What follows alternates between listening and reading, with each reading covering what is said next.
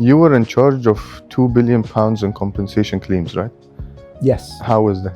It's a huge number. It shocks most people listening to it. How was that? And after I'd done that, the explosion occurred.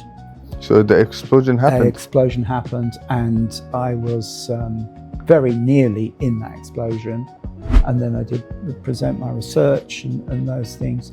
So I started a completely new career, which I would never have envisaged doing. And the instructions from the government were to lock down the building. Yeah. And so as a crisis leader, I had responsibility for making decisions that affected 3,000 people. Yeah. How would you say your time here at A-State since you joined Arkansas State University has been from like the teaching perspective, being a professor?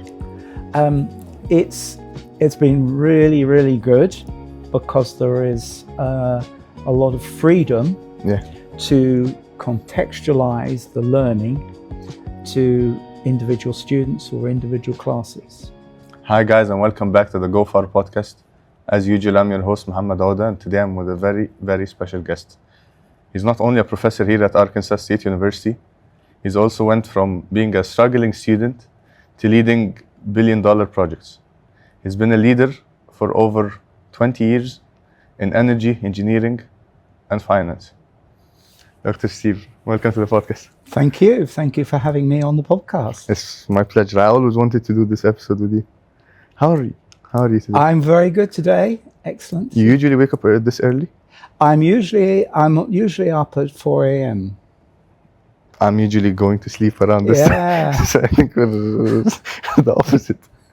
Tell me, how did your early education affect your career path? Yes, I had a very interesting early education. I went to very ordinary schools. I struggled with learning. I struggled with passing an exam at age 11, which meant I went to a particular type of school, which was not as good as having passed that exam at 11.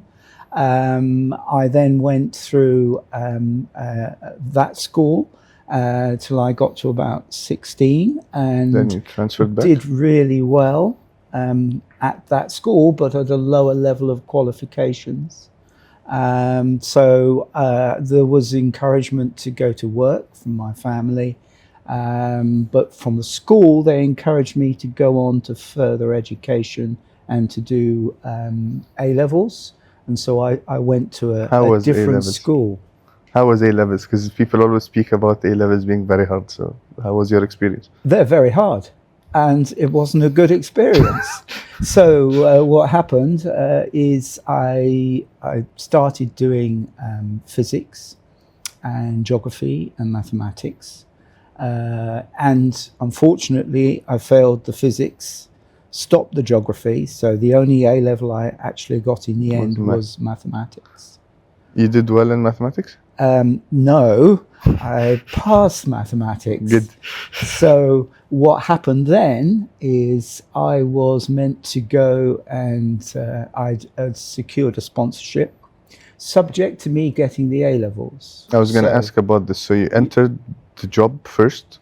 And then you went to university? The idea was to go to university first, and I had a sponsor to take me to university. Unfortunately, it was dependent on getting the A-levels. So you had to... So, but they'd given me a temporary job, manual industrial job for the summer. So I was doing manual work for about 3 or 4 months. And as a result of that, they said, well, you can't go to university now and the job's gone. But what I did is talk to the engineers, said, look, I really want to become an engineer one day. They gave me some little projects to see how I did things, a very simple drawing, technical drawing sort of things. And they said, yeah, we're going to take you on at a lower level, not a student. And we want you to do mechanical engineering at college for 2 years. And if you do well at mechanical engineering at college, we may take you to university. So this resulted in me spending 2 years at work, which I really enjoyed, doing mechanical engineering. So you did mechanical before you went into natural gas? Yes, I did. So I did mechanical engineering at a lower level, not at a degree level. It was still level. mechanical engineering. Still mechanical engineering. Still counts. So what happened then is that gave me sufficient credits to go for a different sponsorship with the same company. So instead of doing mechanical engineering, they said, you've got to do gas engineering. So this is the reason you got into it? That's the reason I went into gas engineering, because they told me to do it. It was never your choice? So originally, the original choice was mechanical engineering. But you had to choose it because they were like, this is what you had to do? This is what we pay for, yeah. How was the experience like in university? Amazing. You loved it? I liked the whole structure, where there was 6 months at university and 6 months at doing engineering work. And as a result of that, I didn't like the university bit. I preferred the working bit. So you're happy for 6 months and then back again. Away from home and everything else, away from work for 6 months. But having said that, the degree program was amazing, because it did mechanical, it did civil, it did electrical, it did gas engineering. So it taught many things So at it once. was a multi-engineering degree course, because of the sponsor was insisting what was in the degree course. So they chose actually, it it gave me a really good grounding in engineering. And at the end of the 4 years, I was essentially qualified as a chartered engineer. So then you went and started working? Then the company gave me some responsibilities, and I became an engineering assistant. University was not in the same city you were from? So I had to leave. So I was working in the southeast Kent, which is southeast. This is London, where you're from? Which is where I'm from originally. But the university was in Manchester. So you had to move. So for 6 months of the year, I had to move away. 6 months of the year, I was back at work. What would you say was the most valuable lesson you learned from your bachelor's degree? The linkage between engineering, theory, and practical application of knowledge of engineering. And also there were a lot of other engineers that we interacted with on the course, and then you were interacting with engineers else at work, and that was really powerful for me, because it got me into the people management part. I was going to ask, what was your first engineering job, but I think this was the one right after graduation. Yes, so engineering assistant responsible for pipelines and construction. How was that like? Sorry? Was it tough? Was it too much pressure? No. Partly because I'd had the 4 years at university where you already with the practical learned, experience, and then it was like another step. Whereas if I'd gone straight from university, I think it would have been a little bit more difficult. Did you ever imagine, at that period, that you'd end up being a professor eventually? No. I thought I would be in an engineering career for my whole career. I thought I'd be with the same company for my whole career as my father was. I never thought that engineering would be so useful, and how I'd been able to switch industries as a result of starting with an engineering degree. And the training and management training the company gave me was exceptional at the time. So I've never envisaged myself becoming a professor, but what I often do is just look for opportunities. And so my career has sort of said, as I've made changes, I've just made a sudden decision. So when students think about being asked what's your career path, that's not a good question, okay? Because particularly now, then it was really that I would have answered my career path as engineering, But actually, what I really did was just look for opportunities to change. So I was always changing jobs every 2 or 3 years, even in that industry. And then you switched industries. Yeah, later. then I switched industries. You worked in pipeline construction, right? Yes, that's correct. What was like some of the most technical problems or issues you faced while working there? Usually it's related, there's two things really, maybe three. So logistics and planning is a key thing with anything to do with construction and pipelines. And if you get the logistics and planning right, things often go really, really well. The other is the terrain in which you're working, and the pipeline I did across a very hazardous area, across a river, through some very bad land, was a really big challenge. So that's obviously an issue. And then the really big thing is the people management of the workers. This is the hardest thing? So logistics, the terrain, and people management. What would you say are some leadership lessons you've learned from working in that industry?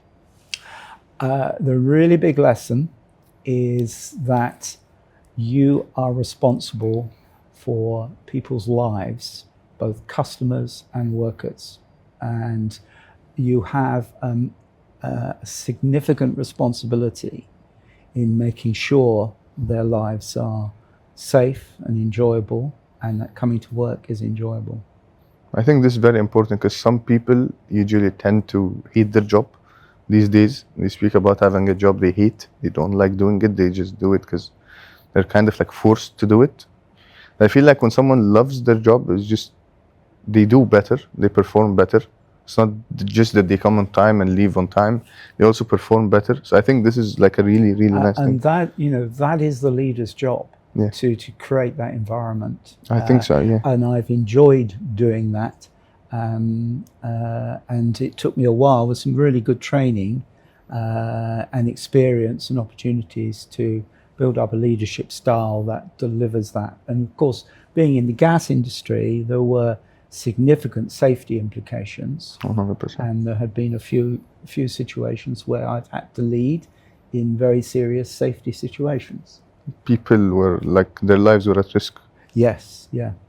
I took some decisions to make an emergent. When there is a serious gas leak, there's a number of risks associated with that. I was on duty engineer, and at some unearthly hour in the morning, I got a call to say there was a leak. And I was first on site because I lived nearby, and essentially it was pretty serious, and I had to evacuate the whole of a road, and then try to make the situation safe. After I'd done that, the explosion occurred. So the explosion happened? The explosion happened, and I was very nearly in that explosion. Thankfully, you were not. No, I was not. So very lucky. But we followed protocol completely. We saved people's lives, and I got promoted. That's a great ending to the sad story. I think I was going to ask, my next question was, do you miss the hands-on engineering work? To a point. What I tend to do to make up for what I miss is I've always done my own construction projects. So I still do my own engineering. So still do electrical, plumbing, building activities, projects. So over my career, I've continued as a hobby, if you like, on my homes and houses to do engineering. Next question was, what's the hardest project you've worked on? The hardest project was probably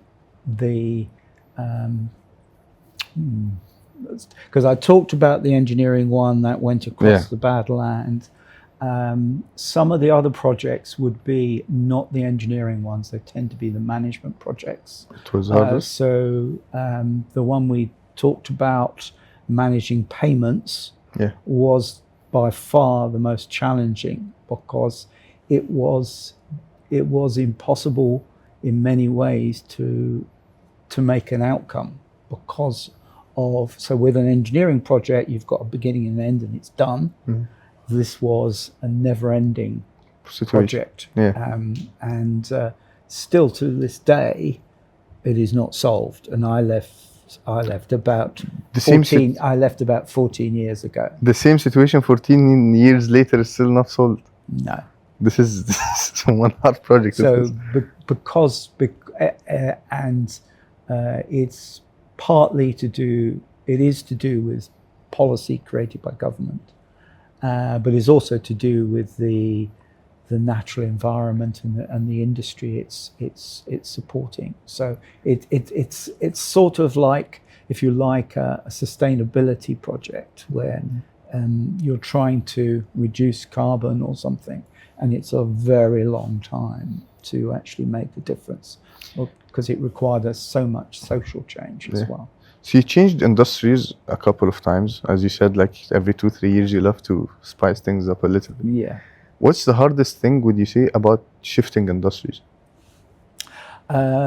Probably, first of all, making the decision to say I'm going to completely go out of my comfort zone and go into a new industry. The second thing is, when you get into the industry, there's a tendency to people to say, well, this person's got no experience of insurance. He was laying gas pipes. Why should he be any good at insurance? And there's a tendency, so they have to deal with that. And then there's the language in the industry is different. So there's different acronyms, there's different language used, there's different technical terms. But actually, once you've done that with the basis of engineering and management from my earlier career, it was extremely transferable to different industries. So when you think about engineering, you think about project management, you think about risk, you think about electronics and coding and all of those things. You go into any industry, it's common. So it's common. So it's very, and then when you think about leadership, people management, again, it's very, very common skill. So if you build those skills, the transfer goes extremely easily. So you were the group risk director, right? So how was that like? How was like directing all of this? Yeah, so, I was previously the operations director, and the industry was going to be regulated. And they didn't have any structure around their risk management. Okay, and the regulation required that the industry in question had to become more regulated and had to have a group risk focus. So I was asked and tasked to put in a group risk structure into an organization that didn't have it, with individuals who had not been used to this regulation and control. And so and we were successful. I was given about 18 months to do that. And you had to write policies, you had to do risk assessments, you had to change behaviors of leaders. And so all of those things had to happen. You were in charge of £2 billion in compensation claims, right? Yes. How was that? It's a huge number. It shocks most people listening to it.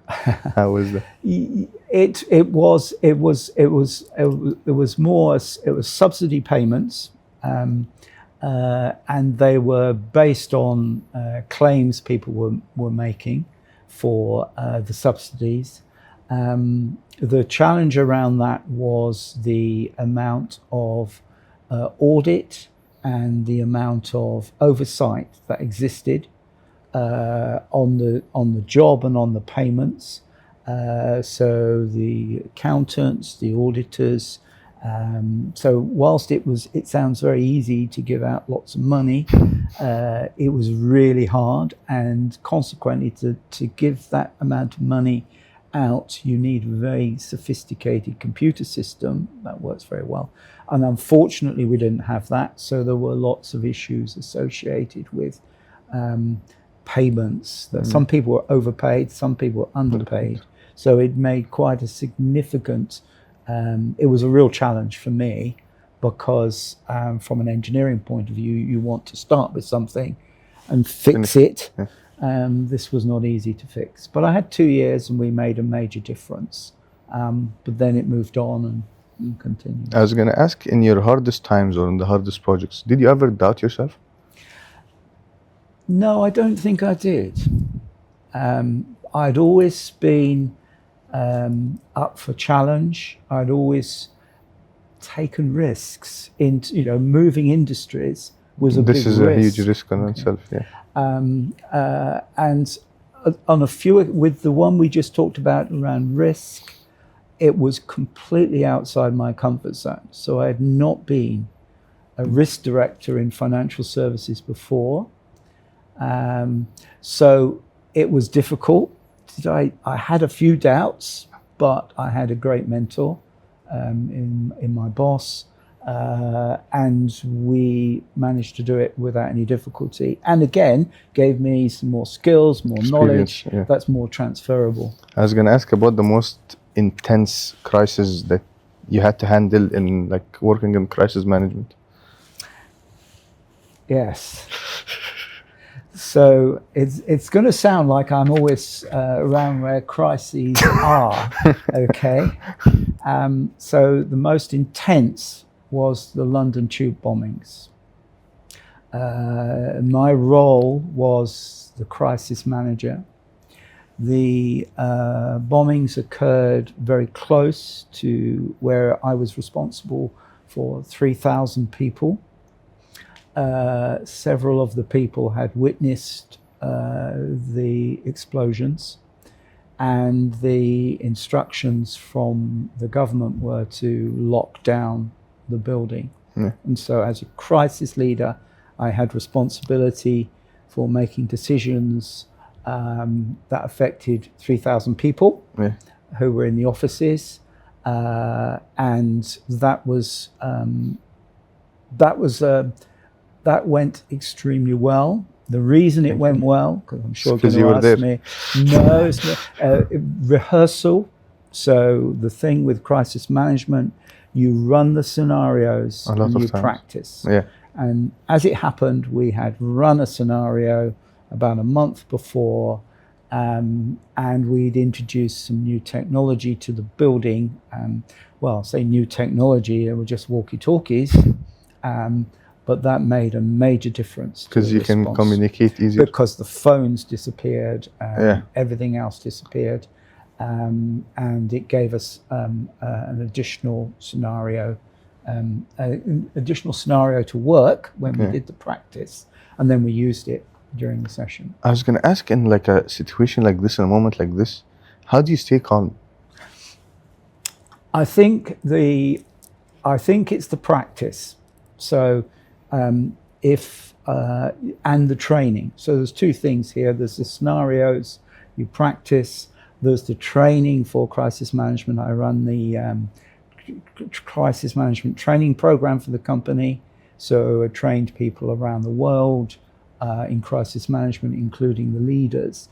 So because of that, you tend to have a very structured process. It's a bit like the emergency services.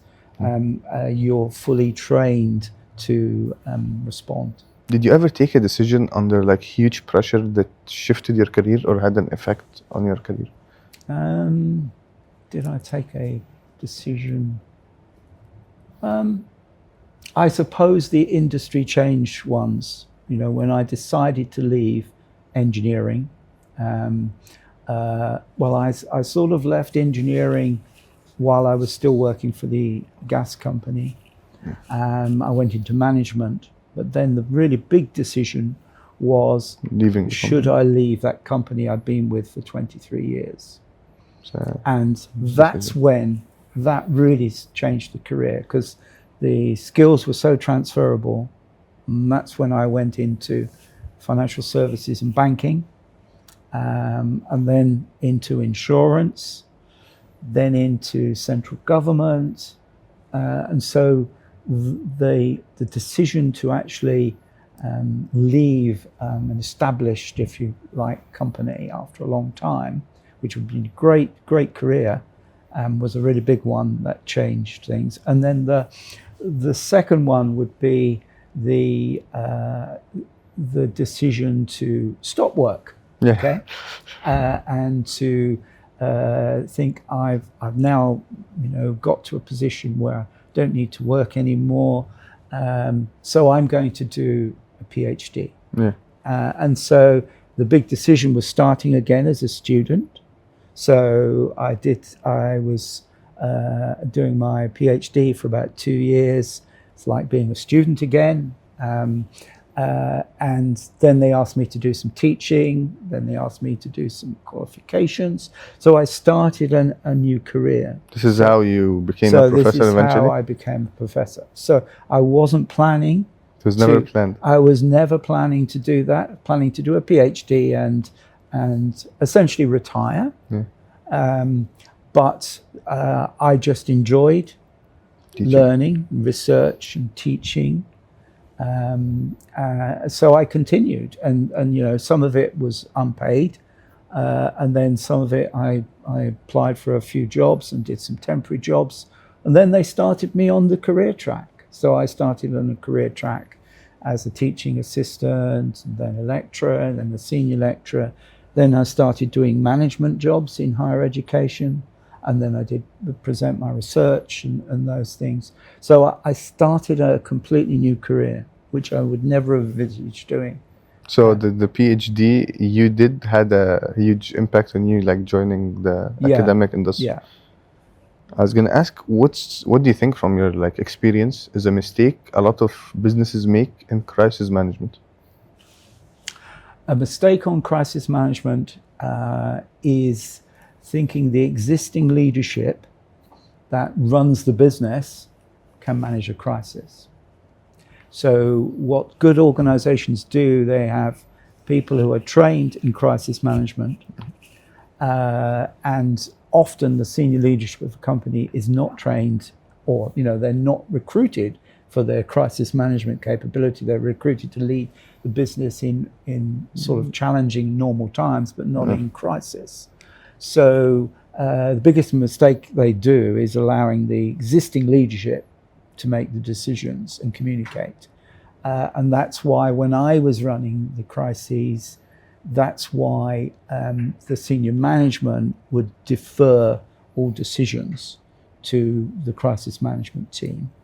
And our role was only to inform leadership the decisions we'd taken. How would you say the 2008 financial crisis affected you or your career?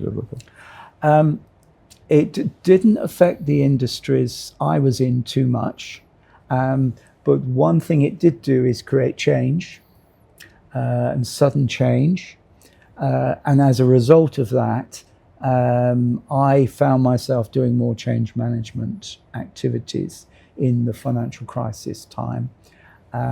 It clearly impacted a lot of the people that I was making payments to as well during that period. So the hardship part of the job and understanding hardship for the customers was a key impact of the financial crisis as well, and adjusting the organization to cope with that. What would you say is the hardest thing about leading an organization? The hardest thing is being with the people all of the time. So in order to lead the organization, you have to always be there. You have to know them extremely well. So you have to know them as individuals. You have to know their hobbies, their interests, their home life. And if you can get to a point where you know the complete vast majority of the people in the organization more personally, it's hard to do, but I managed to do that in a lot of the organizations I worked in. That's the hardest thing, but it's also the thing that gets the best results. What would you say is one mistake you made as a leader that had a huge impact? or it taught you a lot? Mistake. You didn't do many mistakes. Yes. I'm trying to think of my. So it's sort of a mistake, and it's not, because my concentration, as I just said, was on the people. Yeah. But sometimes I ignored the stakeholders to the benefit of the people. Yeah.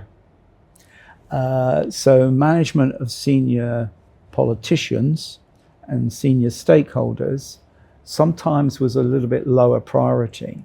And as a result of that, You weren't very pleased? things did not go as well as they could have done, or the stakeholders took a decision that I hadn't influenced to get to be the right one for the company. Yeah.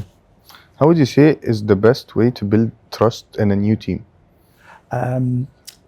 Essentially, get to know the team members extremely well, what they enjoy, what they find fun, inject some fun and some humor into the team activities, have a very open communication style about everything. So it's not just talking about work. Yeah. We're talking about everything. We're talking about football. We're to create the trust. You've got to know, each person's got to know each other better, and they've also got to be interdependent. So the skills have got to be matched to create a team that can trust each other for the different parts each team does. What advice would you give like younger new students entering engineering?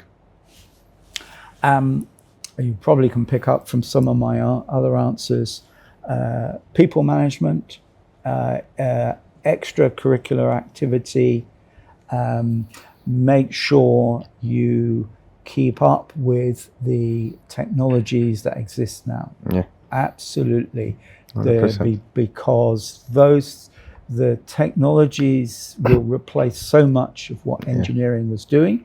Unfortunately. Whether it's robotics, whether it's software, but what you can't replace is the engineering design, the engineering thinking, the critical thinking, and the people management. They will always be required, and the decision making as well. What would you say is the difference between managing employees and like managing students in a classroom?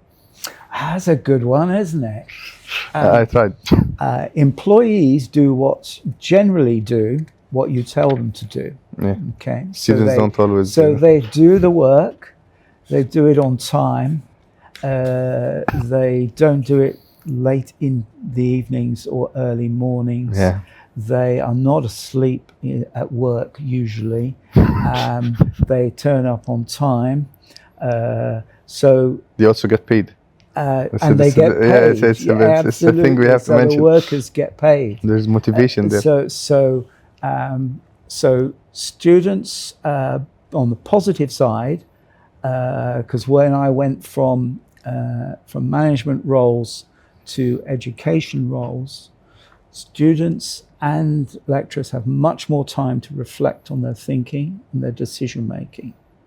So on the positive side, the things students do really, really well is challenge, think, apply, are very reflective, and that's a big difference. And so what I struggled with in moving to academia was having so much time to reflect and think. Yeah. Whereas when you're in a work situation, it's a bit it's a little bit faster. Yeah. Which course or subject did you enjoy teaching the most? Probably strategy, leadership, and change. I haven't taught that here, but I've taught that in other, and clearly that links to a lot of my career and where I've been. Yeah. The other topics I really enjoy is operations management, logistics and supply chain. So you taught this course, I remember, but I've taken it the semester right before the one you taught it. And I was very mad because I had a funny situation that happened in my logistics course. I took a 96 in the course, but then somehow the professor put a B. Right. She put a B for all the students, and then retired. Right. So then everyone GPA, because this is my only ever B, and I'll never forget this. It was undeserved. So if you'd been on my logistics course, I enjoyed quality assurance a lot. you'd be more engaged. Yeah, 100%. And your learning would have improved, I'm sure. I'd say this is one huge difference between classes like I took with you and other professors, especially when it's like in the engineering courses, because you were more focused on making us like think about the situation if we're actually in it. It's not just all theoretical on the board and writing, because people, when they, like students for example, when they look at the board and it's just the professor writing stuff, they will read the PowerPoint, they will read the things, but mainly to get the grades they want or like do well in the exam, and that's it. But for example, an exercise like the one we did with the ball, we had to think about the time, how many mistakes we were doing. There was the quality control people checking what we were doing. So this type of like thing that we did, if you ask any of the students that were in class, they still remember it to this day. So I feel like this was like, we actually spoke about this because we were taking another class and we were comparing. We're like, this, like the thing we did, is probably the most remarkable thing we've had in our university days, because everyone still remembers it. Yes. Everyone was messaging each other at night, how do I get better? Yeah. Do I start? Do I end? Someone with better reflex should be the one receiving. Everyone was thinking about the timing, how to make it faster, how to make it slower, how to change, because then you started adding different things, smaller balls, bigger balls. So it's different. Smallers are faster but harder to catch. So you'd have to make a good catcher on the other side of it. So I think it was something we really enjoyed having. That brings us really nicely back to the teamwork and creating trust point. And because I've had a career in business, I'm always trying to link what real problems with the educational delivery and the learning, so that when students go into the workplace, they can experience the very same sorts of things they did in the classroom in the workplace as well. What role do you see Qatar playing in, like globally, in higher education? That's a really interesting question, for me, I think it's building on their soft power and mediation roles. Yeah. So if I was involved with that, I'd want to use the soft power and mediation to support students here to be global citizens and to exploit global opportunities that are created by the soft power and the investment that Qatar has around the world. You're currently researching, right? Yes. What would you say is the main like focus or goal of the research you're currently doing? Essentially joining customers with the organizations, but it's all around the technology. So to explain it very simply, to make a decision whether to put in self-service or to actually have service provided to the customer is a strategic decision.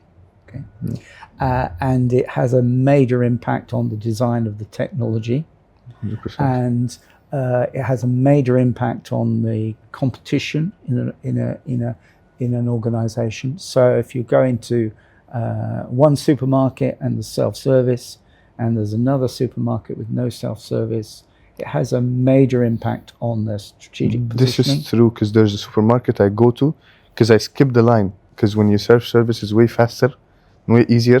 So I go to this specific one, because I don't want to mention names. I go to the specific one just so I can get whatever I want from inside, and I'm out there the same, like it only takes 1-2 minutes when I pay and then I leave.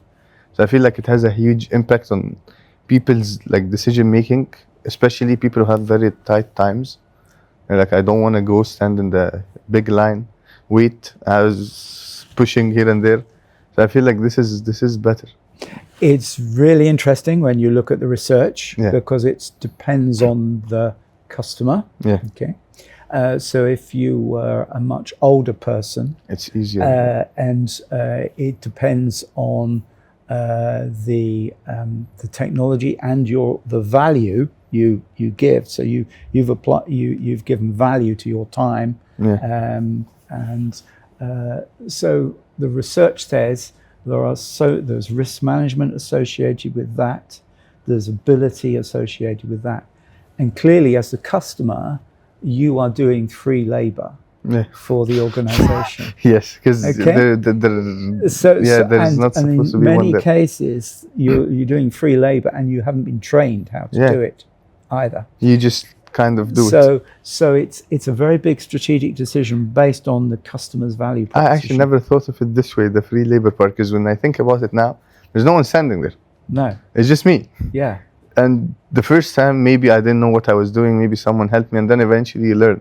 So I think, this is a very interesting take. Because now when I think of it this way, do you want efficiency or effectiveness, and what position do you want the company to be in with its customers, and then the type of customers it is. What would you say is the best advice you've ever received? The first 30 seconds of meeting someone is the impact you need to create, both from your behavior and your dress.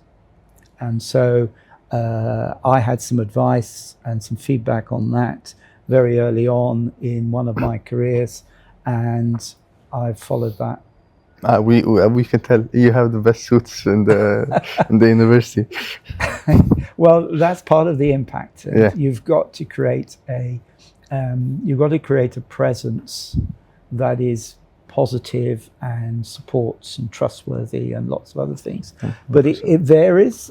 So for some situations, I wouldn't wear a suit. It depends on the stakeholders and that first 30 seconds. 100%.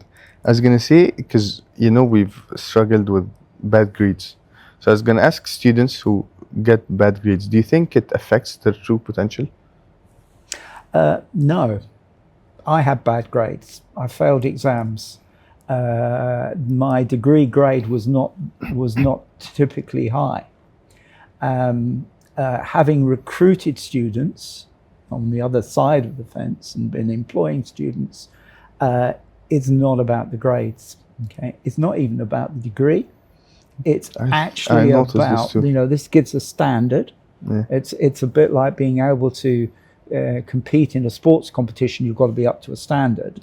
But how you perform in that sports competition changes with the personality, with the characteristics, and everything else. So the key advice I give to students is it's the rest of your life as an employer I'm interested in. I'm interested in your family, your lifestyle, your hobbies, your motivation, your leadership, sports clubs and other things, whatever it might be, because they give me a good indication of how you'll fit in an organization. How would you say your time here at A-State since you joined Arkansas State University has been from the teaching perspective, being a professor? It's been really, really good because there is a lot of freedom to contextualize the learning to individual students or individual classes. And I've got a lot of freedom to change quite a few things, both in the delivery in the classroom and within the courses as well. And that differs quite a bit from other institutions. And then the other thing here is there is so much choice of courses. So a lot of universities wouldn't allow, say, engineering students to do other off engineering topics at all. 100%. But the choices here are amazing. I think, as an engineering student myself, I've taken classes like fine arts. I'm now taking nutrition. Excellent. I took biology. It doesn't necessarily have anything to do with engineering, but still helps you eventually in your life. Absolutely. We've organized functions and structures into these careers, but career lines, but they're not career lines. The career lines are very blurred now. And if you look at the World Economic Forum and what skills they're looking for, it doesn't say engineers.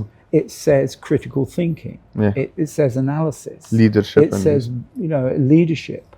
So those things are to get a wider and broader education. That's what I was lucky in, because I had a very broad degree. I did engineering, but we also got taught economics. Yeah. We got taught business. We got taught bits of chemistry and biology. And so those things give you a much broader ability to get a really good job, because when you get into an engineering job, as some of my comments earlier mentioned, you are immediately faced with people management 100%. or technology issues 100%. or software. I think, being an engineering student here, taking certain courses that when people ask me, back in Egypt, they're not used to this type of structure. Yeah. So then they ask me, what courses are you taking? And I'm like, taking biology, taking calculus, taking nutrition. They're like, why are you taking nutrition? I'm like, it's helpful because it builds your lifestyle and you get used to certain things that it will help you in your job because it betters the performance, I would say. And I have an experience. I started an internship. It was engineering internship.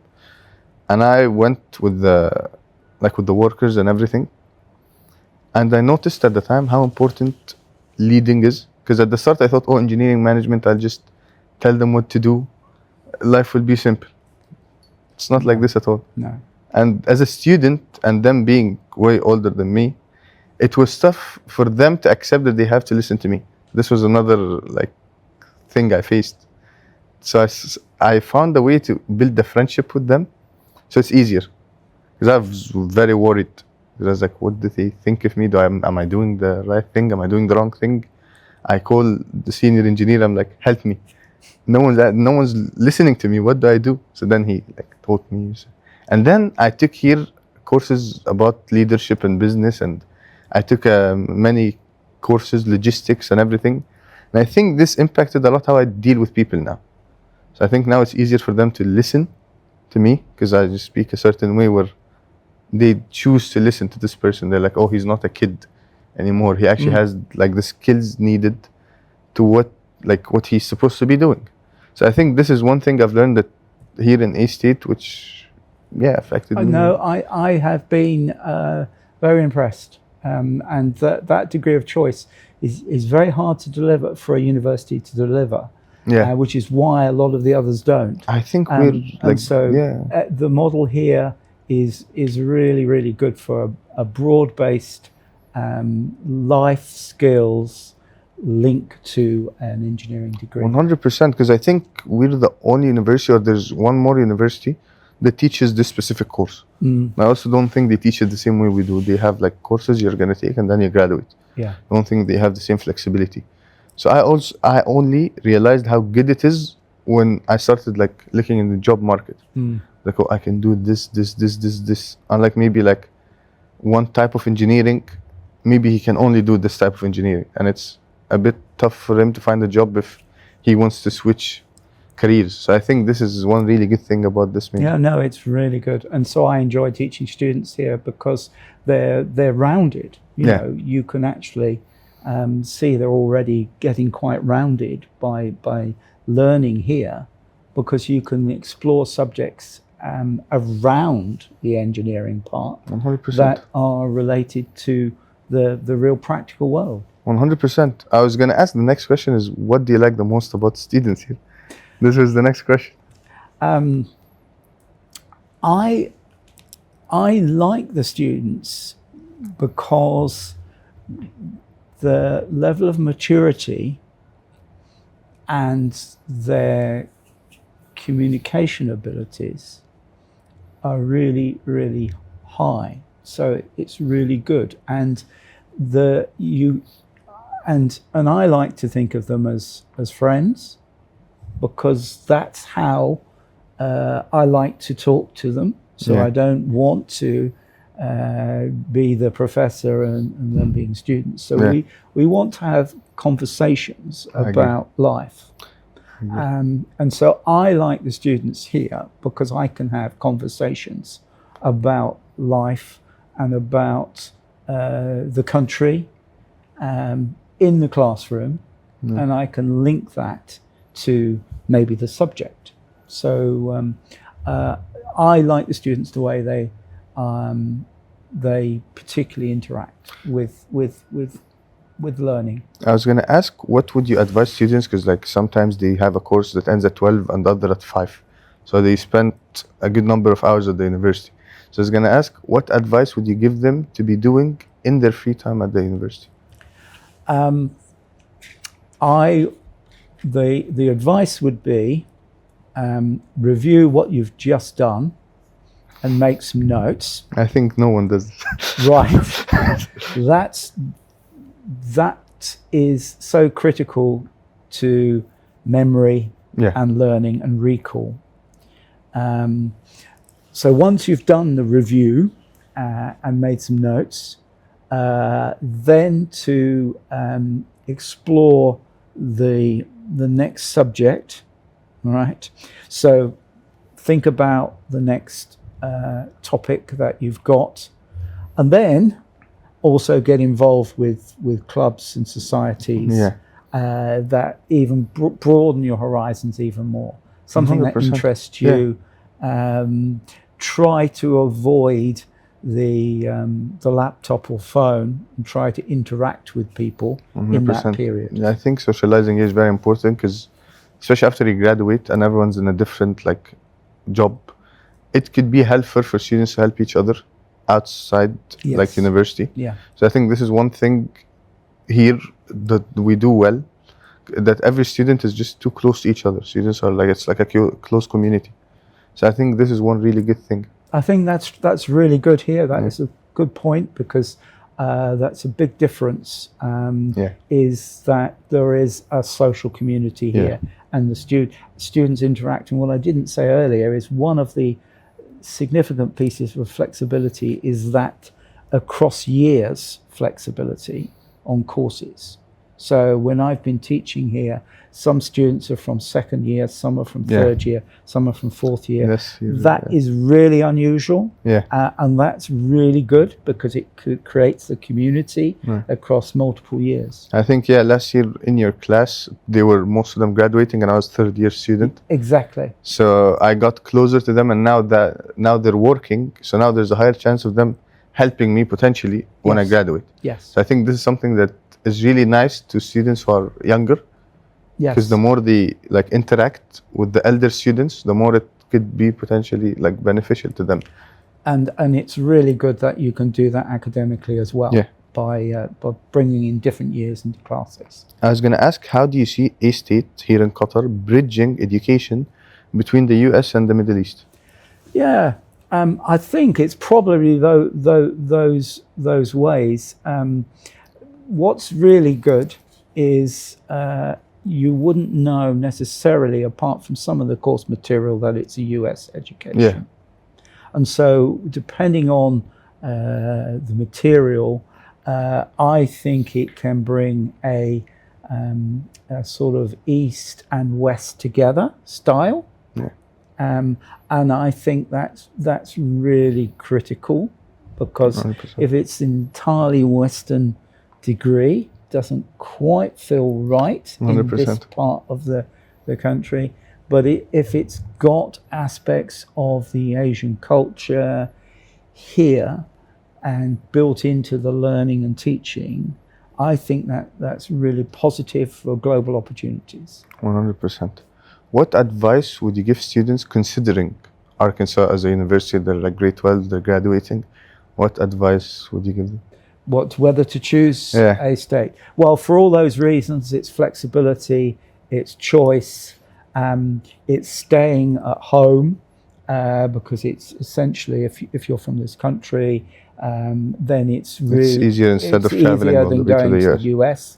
My recent trip to the US during the summer was difficult now. So actually it's really good here that you can get some of the leading American degree stuff here, but equally interface it with the cultural differences from the sort of East. Really, 100%. really good.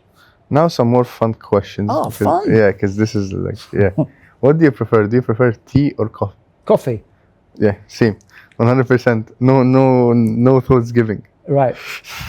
What's your favorite restaurant in Qatar? Oh, Beit El Tala and Qatar. Yeah, I know it. It's really Yeah. nice. Yeah. It's really nice view. My answer, I think I'd say Yihwa. Oh, It's a Korean barbecue restaurant. Okay.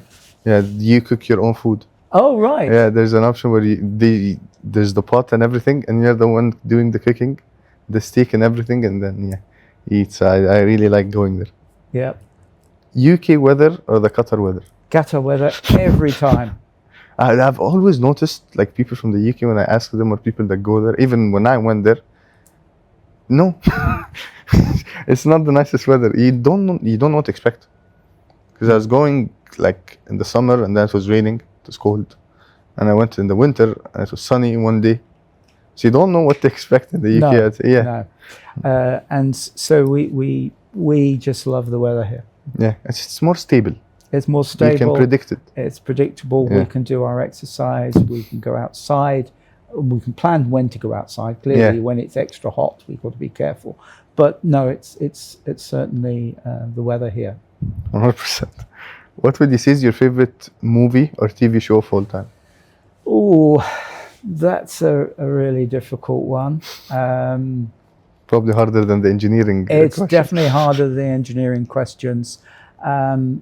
I tend to watch some TV series. What am I watching at the moment? I'm watching Wednesday at the moment. This is the second season? The first season. Ah, so you're starting new. I've seen the first starting season. the first season. I do like a lot of situation comedies that came out of the UK. And there was the Thin Blue Line, which was a police series out of the UK about policing and about crime, which was very good too. I'm currently watching Succession, if you've seen it. Oh, I haven't seen Succession. No. You have to watch it. Right. Yeah, it's speaking about like Logan Roy, the father, and then his 4 kids fighting who takes over after he passes away, because he's like a billionaire. He created news, okay. the biggest media like company in the world. Yes. He controls the presidents, he controls everyone. Yeah. The whole like 4 seasons are talking about who's gonna take charge. And it shows you like every season or every couple of episodes an extreme change in his look in his own children. So like a couple of episodes, he's considering the eldest son, and then towards the end he's considering more the youngest, and then in the middle it was his daughter. He was like, because he was facing problems with like females accusing him of stuff, so he wanted his daughter to take over, so it makes the company look better. So it shows you how like people in high positions think in certain situations. And I think when it also shows you that if a person like loses hope, he can just always sell the company. This is also an option. So I really enjoy. Yeah. What do you prefer? Is it a home cooked meal or going to restaurants? Home cooked meal. This is always a home cooked meal. Safe answer. For health reasons, usually. I agree. Because you can't tell what's in the restaurant meals, and so I monitor basically the ingredients when I cook at home. Same. I also cook. I love cooking. Right. Yeah. My last question was going to be, what do you prefer? Is it the Middle Eastern or the UK food? Middle Eastern food. I've been, I wouldn't have said that 4 years ago, but I've been visiting the region for 8 years, and I've been living here for 4 years, and it is so much better. I agree. I think Middle Eastern food is better. Yeah, I agree. So it's probably more healthy if you get the right ingredients. I agree 100%. If you like not put too much oil, I think it's way healthy. Yeah. And I loved this episode. Thank you for accepting the invite. That's great. Hopefully there's some important messages for students 100%, and for the audience. 100%. And guys, thank you for listening. Don't forget to like, share, subscribe, comment. Links are all down in the descriptions of all our accounts. And thank you. Thank you. Thank you.